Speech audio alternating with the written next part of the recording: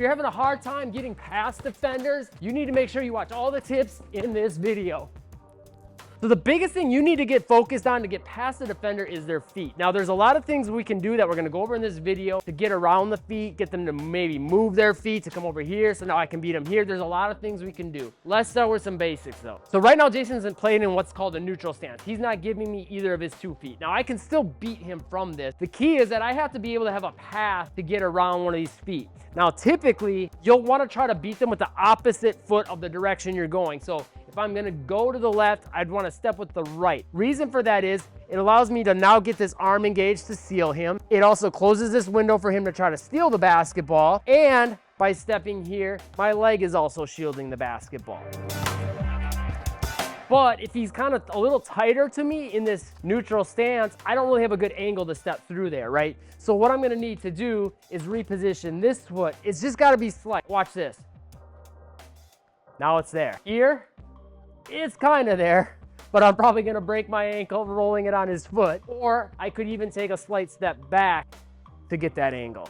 So it's just a little repositioning of this outside foot to create the path. If I have a path with this foot, I have a path with this foot. If he's a little bit further away from me in that neutral stance, now that angle's a little more open. If he's closer, again, now I'm gonna have to adjust even more with this foot. I'm gonna have to take more of an out jab or a negative step to create that angle. Again, we wouldn't want to do that holding the basketball because that would be a travel. I want to make sure, I'm doing this with my dribble going. One other thing I could do is maybe give him a jab to get him sliding out here a little. And now instead of me moving so much with this foot, I'm moving that foot. So now, boom, now it's a really easy pass. Another thing I can think about is trying to get past this hand. That's kind of the goal. If I can get through this hand here, that's right about going to be that angle that we're talking about to get just outside the foot. I don't want to get too much tighter than that because now he can start jamming me up and getting in my space. I'm off balance. If I get too wide out here, now if I start to go to the hoop, he can kind of slide with me. So if I get more out here and try to go, see how he can kind of keep sliding with me. So when I'm actually attacking, I need to be tight enough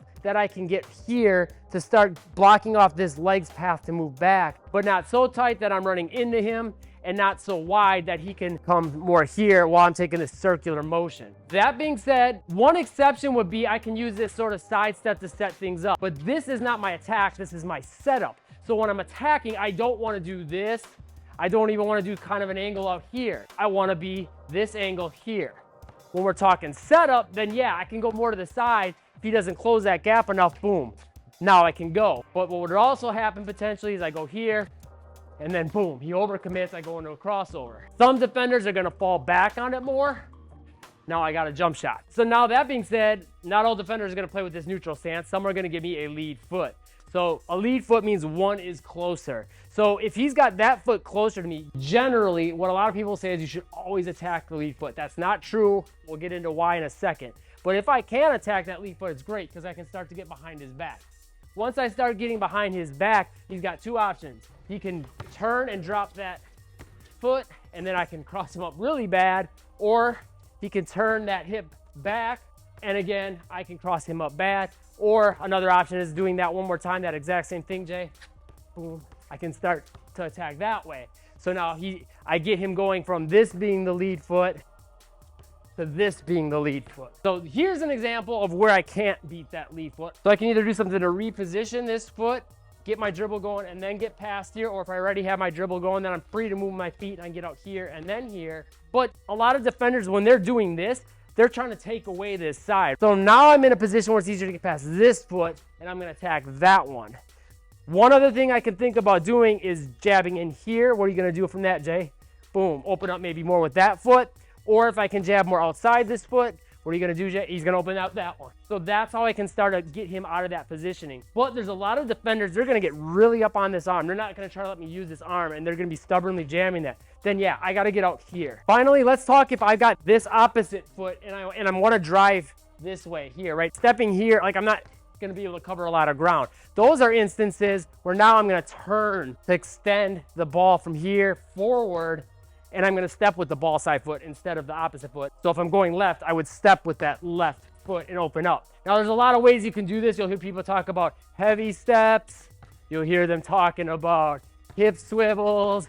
You'll hear them talking about skips, right? And you can skip with either foot. There's a lot of ways you can do it, but at the end of the day, we're focusing on turning our hips and our shoulders forward to get out of that space. And then of course, things aren't always gonna happen with us staying in one spot. So like we talked about before, like these side steps, I can get some momentum out of him, right? That's how I can start to open up the angles around his feet. That could be like step backs to create angles. That could be a jab step to get him shifting here. Boom, now I can come here. And at its core, we can really simplify beating defenders by thinking about something very simple. If you wanna learn more about that, I got a free workout pinned to the comments. And after you get that workout, there's an offer for a program at a one-time new subscriber discount called Instant Ankle Breakers.